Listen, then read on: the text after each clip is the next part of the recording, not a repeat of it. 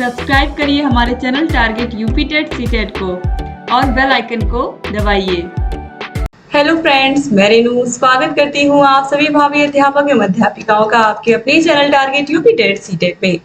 तो आज की इस क्लास में हम पढ़ने वाले हैं आपके डीएलएड थर्ड सेमेस्टर के 5वें पेपर यानी कि सामाजिक अध्ययन विषय के मोस्ट इंपोर्टेंट बहुविकल्पी क्वेश्चंस की सीरीज में क्वेश्चन नंबर 131 से क्वेश्चन नंबर 131 से हम पढ़ने वाले हैं पार्ट 3 में। तो क्वेश्चन नंबर 131 पे आते हैं, प्रसिद्ध गिर वन कहाँ स्थित है। ये पार्ट 3 के जितने भी क्वेश्चंस हैं आज यहाँ पर सारे के सारे बहुविकल्पीय क्वेश्चंस खत्म हो जाएंगे आपके पवन सीरीज के। तो गिर वन कहाँ पर है? ग से गिर, ग से गुजरात, याद रखिएगा, बहुत इंपॉर्टेंट क्वेश्चन है ये। क्वेश्चन नंबर 132 है, रबड़ किस प्रकार के वनों का वृक्ष है? मानसूनी वन, सदाबहार वन, मरुस्थलीय वन या ज्वारी वन? तो राइट आंसर है सदाबहारी वन। दोस्तों सारे के सारे विषयों के आपको बहुविकल्पीय लघुत्तरीय क्वेश्चंस की सीरीज की क्लासेस के लिंक मिल जाएंगे डिस्क्रिप्शन बॉक्स कमेंट बॉक्स में। सारे विषयों की जो हाथों से लिख करके क्लासेस बनाई है वो भी आपको मिल जाएंगी, तो आप पढ़ते रहिए। और यहाँ आप देखिए 2017 में पूछे हुए प्रश्नों को हम देखेंगे, फिर 2018 में, 2019 में, 2021 में सारे के सारे प्रश्न यहाँ पर इस पार्ट में जितने भी प्रश्न आप देखोगे सब पिछले ईयर्स में पूछे हुए प्रश्न है। क्वेश्चन नंबर 133 है, चिपको आंदोलन किससे संबंधित है? वनों की रक्षा हेतु, जल संरक्षण हेतु, ऊर्जा संरक्षण हेतु या उपयुक्त में से कोई नहीं? तो राइट आंसर है वनों की रक्षा। जब पेड़ों को काटने आते थे अधिकारी तो लोग उनको चिपक करके उनको बचाते थे उस पेड़ों पर, तो इसका नाम ही पड़ गया चिपको आंदोलन। क्वेश्चन नंबर 134 है, वित्त विधेयक प्रस्तुत किया जाता है केवल लोकसभा में, केवल राज्यसभा में, दोनों में या उपयुक्त में से कोई? जो वित्त विधेयक धन से संबंधित विधेयक होता है वो केवल लोकसभा में ही प्रस्तुत किया जाता है। ठीक है, सब 17 में ही पूछे हुए प्रश्न है। क्वेश्चन नंबर 135 है, केंद्र सूची का विषय नहीं है रेलवे, बैंक, विदेशी मामले या शिक्षा? तो केंद्र सूची का विषय इसमें से कौन सा नहीं है? तो शिक्षा। ये समवर्ती सूची का विषय, इसमें केंद्र सरकार राज्य सरकार दोनों ही कानून बना सकते हैं। क्वेश्चन नंबर 136 है, राज्यसभा की सदस्यता के लिए उम्मीदवार की आयु कितनी होनी चाहिए? तो राज्यसभा की सदस्यता के लिए 30 वर्ष होनी चाहिए और लोकसभा के लिए 25 वर्ष होनी चाहिए। बहुत इंपॉर्टेंट क्वेश्चन है। क्वेश्चन नंबर 137 है, भारत ने अपनी मंत्रिमंडलीय प्रणाली किस देश से ली है? ब्रिटेन से, अमेरिका से, चीन से या रूस से? तो ये ली है ब्रिटेन से, ऑप्शन अ सही हो जाएगा। क्वेश्चन नंबर 138 पे आते हैं, निम्न में से कौन सा जोड़ा गलत है? सहारा मरुस्थल अफ्रीका में है, ये तो सही है। सोनोराम मरुस्थल उत्तरी अमेरिका में है, ये भी सही है। महान विक्टोरिया कहाँ? ऑस्ट्रेलिया में, तो ये भी सही है। लेकिन थार मरुस्थल दक्षिणी अमेरिका में है, ये जोड़ा गलत है। ठीक है, तो ऑप्शन ब यहाँ पर राइट आंसर हो जाएगा। क्वेश्चन नंबर 139 है, रेगुलेटिंग एक्ट कब पारित किया गया था? 1773 में, 1784 में, 1793 में या 1813 में? राइट आंसर 1773 ईस्वी में। सब 2017 में ही पूछे हुए प्रश्न है। क्वेश्चन नंबर 140, कंगारू पाए जाते हैं, ये प्रश्न आपने पार्ट 2 में भी देखा था। तो कंगारू ऑस्ट्रेलिया महाद्वीप में पाए जाते हैं, ऑप्शन ब सही हो जाएगा। क्वेश्चन नंबर 141 है, ग्रांड ट्रंक रोड का निर्माण किसने करवाया था? तो ग्रांड ट्रंक रोड का निर्माण, जिसे अब हम हाईवे के नाम से जानते हैं, ये करवाया था शेरशाह ने, शेरशाह सूरी ने। क्वेश्चन नंबर 142 है, मुगल काल में चित्रकला का उत्कर्ष हुआ? जहांगीर के शासनकाल में, हुमायूं के शासनकाल में, अकबर के शासनकाल में या शाहजहां के शासनकाल में? तो राइट आंसर हो जाएगा जहांगीर के शासनकाल में। वास्तुकला हुआ था शाहजहां के काल में, जैसे कि आपने मोती मस्जिद के अलावा ताजमहल ये सब देखा है, लेकिन चित्रकला का जो उत्कर्ष हुआ था जहांगीर के शासनकाल में, क्योंकि चित्रकला का बहुत शौक था जहांगीर को। क्वेश्चन नंबर 143 है, अंग्रेज और फ्रांसीसियों के मध्य कर्नाटक में कितने युद्ध हुए थे? तो राइट आंसर दोस्तों हो जाएगा 3 युद्ध हुए थे। क्वेश्चन नंबर 144 है, भारत में अंग्रेजी साम्राज्य के संस्थापक कौन थे? क्लाइव, अल्मीडा, डुप्ले या आयरकूट? तो राइट आंसर हो जाएगा क्लाइव। क्वेश्चन नंबर 145 पे आते हैं, सबसे अधिक जनसंख्या घनत्व वाला महाद्वीप है? एशिया, उत्तरी अमेरिका, यूरोप या अफ्रीका? तो एशिया महाद्वीप में ही भारत भी आता है, चाइना भी आता है। सबसे अधिक जनसंख्या हम सभी को पता है ये दोनों देशों की है, तो ऑप्शन आ सही जाएगा। 2018 में पूछे हुए प्रश्न है। क्वेश्चन नंबर 146 है, शक्ति का गैर परंपरागत स्रोत है? खनिज तेल, प्राकृतिक गैस, सौर ऊर्जा या कोयला? तो राइट आंसर जाएगा सौर ऊर्जा, ऑप्शन सा सही जाएगा। क्वेश्चन नंबर 147 है, ग्रीन इंडिया मिशन प्रारंभ किया गया था 2013 में, 2012 में, 2014 में या 2011 में? तो ग्रीन इंडिया मिशन स्थापित किया गया था 2014 में। क्वेश्चन नंबर 148 है रानीगंज कोयला खान कहाँ स्थित है, पार्ट 2 में भी पूछा था, पश्चिम बंगाल में, ऑप्शन अ सही हो जाएगा। क्वेश्चन नंबर 149 है न्यायपालिका का कार्य नहीं है संविधान की रक्षा करना, मौलिक अधिकारों की रक्षा करना, कानूनों का क्रियान्वयन करना या न्यायिक पुनरावलोकन करना। तो न्यायपालिका का इसमें से कार्य कौन सा नहीं है, तो राइट आंसर दोस्तों हो जाएगा कानूनों का क्रियान्वयन करना। ठीक, कानून बना सकती है लेकिन उसका क्रियान्वयन तो कोई ना कोई और ही करेगा। क्वेश्चन नंबर 150 है उच्चतम न्यायालय के किसी न्यायाधीश को महाभियोग द्वारा पद से हटाने की शक्ति किसको प्राप्त है, तो जिसको नियुक्ति का अधिकार प्राप्त है उसी को हटाने का भी अधिकार प्राप्त है। तो उच्चतम न्यायालय के किसी न्यायाधीश को महाभियोग द्वारा पद से हटाने की शक्ति संसद को प्राप्त है, ऑप्शन नंबर ब राइट आंसर हो जाएगा। और संसद में कौन कौन आता है, लोकसभा, राज्यसभा और राष्ट्रपति, तीनों से मिलकर के संसद बनती है। ठीक है, तो उच्चतम न्यायालय के न्यायाधीश की नियुक्ति कौन करता है, राष्ट्रपति करता है, आपको पता ही है। क्वेश्चन नंबर 151 पे आते हैं। क्वेश्चन नंबर 151 है संसद का उच्च सदन या द्वितीय सदन है, तो उच्च सदन राज्यसभा होती है, निम्न सदन लोकसभा होती है, तो उच्च सदन यहाँ पर राज्यसभा, ऑप्शन ब सही हो जाएगा।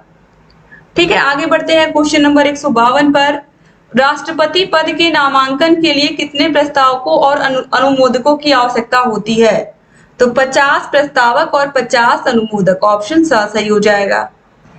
क्वेश्चन नंबर 153 है देश का सबसे बड़ा राष्ट्रीयकृत प्रतिष्ठान है, रेलवे, वायु परिवहन, रोडवेज या जल परिवहन, तो रेलवे ही है, आप सभी को पता है। क्वेश्चन नंबर 154 पे आते हैं देश की मुद्रा की पूर्ति का नियमन करता है, तो देश की मुद्रा की पूर्ति को नियमित कौन करता है, तो भारतीय रिजर्व बैंक, ऑप्शन अ सही हो जाएगा। 2018 के एग्जाम में ही पूछा हुआ प्रश्न है। क्वेश्चन नंबर 155 निम्नलिखित में से कौन सा केंद्र सरकार की आय का स्रोत नहीं है, सीमा शुल्क, आयकर, भू राजस्व या केंद्रीय उत्पादन शुल्क, तो राइट आंसर दोस्तों यहाँ पर हो जाएगा भू राजस्व, ऑप्शन सा सही हो जाएगा। आगे बढ़ते हैं क्वेश्चन नंबर 156 है तुजु के बाबरी की भाषा है, तुजु के बाबरी बाबर की आत्मकथा है, और पार्ट 2 में मैंने आपको बताया भी था कि ये लिखी गई है तुर्की में, ऑप्शन द सही हो जाएगा। त से तुर्की, त से तुजु, 2019 में पूछे हुए प्रश्न है। क्वेश्चन नंबर 157 है चित्रकला का सर्वाधिक विकास किसके शासनकाल में हुआ था, तो चित्रकाल का जो सर्वाधिक विकास हुआ था चित्रकला का, वो हुआ था जहांगीर के शासनकाल में, ऑप्शन सा सही हो जाएगा। और अगर वास्तुकला पूछेगा तो शाहजहां के शासनकाल में, याद रखिएगा। क्वेश्चन नंबर 158 है स्थायी बंदोबस्त प्रणाली किसने शुरू की थी, lord Clive, lord Cornwallis, Warren Hasting या सर जॉन सोर ने, तो राइट आंसर दोस्तों हो जाएगा लॉर्ड कार्नवालिस ने, ऑप्शन ब सही हो जाएगा। क्वेश्चन नंबर 159 है अकबर के प्रसिद्ध दरबारी संगीतज्ञ कौन थे, टोडरमल, मुल्ला दो प्याजा, अब्दुल रहीम खान खाना या तानसेन, तो राइट आंसर है तानसेन। क्वेश्चन नंबर 160 है बुलंद दरवाजा का निर्माण किसने करवाया था, अकबर, बाबर, हुमायूं या औरंगजेब, तो राइट आंसर हो जाएगा अकबर ने कराया था, ऑप्शन आ सही हो जाएगा। ठीक है, आगे बढ़ते हैं। क्वेश्चन नंबर 161 है इलाहाबाद की संधि कब हुई थी, ये प्रश्न एग्जाम में बार बार पूछता है, 1765 ईस्वी में हुई थी, सब 2019 में ही पूछे हुए प्रश्न है। क्वेश्चन नंबर 162 पे आते हैं, इसमें से नगदी फसल कौन है जिसको बेच करके हमें तुरंत पैसे मिल जाते हैं, गन्ना, गेहूं, चाय या दालें, तो गन्ने की फसल खासकर हमारे उत्तर प्रदेश में सबसे अधिक बोई जाती है गन्ना, और ये हमारी एक नगदी फसल है। क्वेश्चन नंबर 163 है नरौरा परमाणु ऊर्जा केंद्र कहाँ स्थित है, तो नरौरा हमारे उत्तर प्रदेश में स्थित है। क्वेश्चन नंबर 164 है धात्विक पदार्थ के अंतर्गत आते हैं लोहा, तांबा, सोना या उपयुक्त सभी, तो राइट आंसर है ऑप्शन नंबर द उपयुक्त सभी।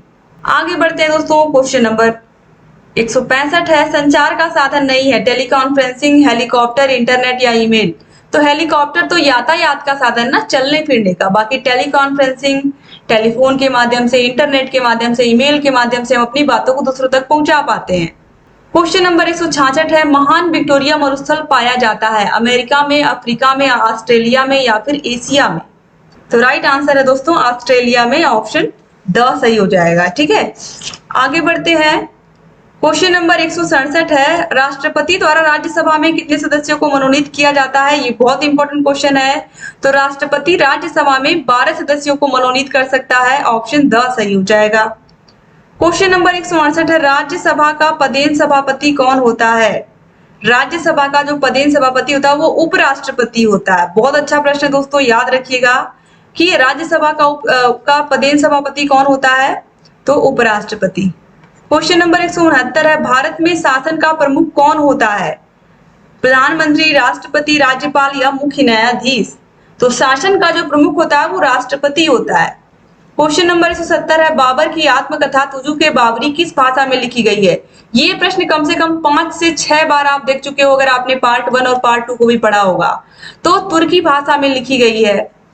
क्वेश्चन नंबर 171 है, वास्को डी गामा किस वर्ष भारत आया था? तो हम सभी को पता है कि वो 1498 ईस्वी में भारत में आया था। ऑप्शन द सही हो जाएगा। ये सब 2021 में पूछे हुए प्रश्न आप देख रहे हो। क्वेश्चन नंबर 172 है, रेगुलेटिंग एक्ट किस वर्ष पारित किया गया था? ये भी प्रश्न पूछा हुआ है पिछले ईयर्स में, इसी क्लास में भी आपने देखा है। तो ये 1773 ईस्वी में। ऑप्शन अ सही हो जाएगा। क्वेश्चन नंबर 173 पे आते हैं, वांडीवॉस का युद्ध किसके किसके मध्य हुआ था? अंग्रेज और डच, अंग्रेज और फ्रांसीसी, अंग्रेज, डच और पुर्तगाली या ब्रिटिश और फ्रांसीसी? तो राइट आंसर दोस्तों अंग्रेज और फ्रांसीसियों के बीच हुआ था। क्वेश्चन नंबर 174 है, सती प्रथा का अंत किस गवर्नर जनरल के शासनकाल में हुआ था? Lord Cornwallis, lord Hasting, lord Wellesley या लॉर्ड विलियम बेंटिक? तो राइट आंसर हो जाएगा lord William Bentinck. Question number 175 है, भारत पर प्रथम मुस्लिम आक्रमण कब हुआ था? ये प्रश्न भी पिछले ईयर्स में पूछा हुआ प्रश्न है। 712 ईस्वी में सबसे पहले हुआ था। मोहम्मद बिन कासिम ने प्रथम आक्रमण किया था। क्वेश्चन नंबर 176 है, कालाहारी मरुस्थल किस महाद्वीप में स्थित है? अफ्रीका महाद्वीप, दक्षिणी अमेरिका महाद्वीप, उत्तरी अमेरिका महाद्वीप या एशिया महाद्वीप? तो राइट आंसर है अफ्रीका महाद्वीप में।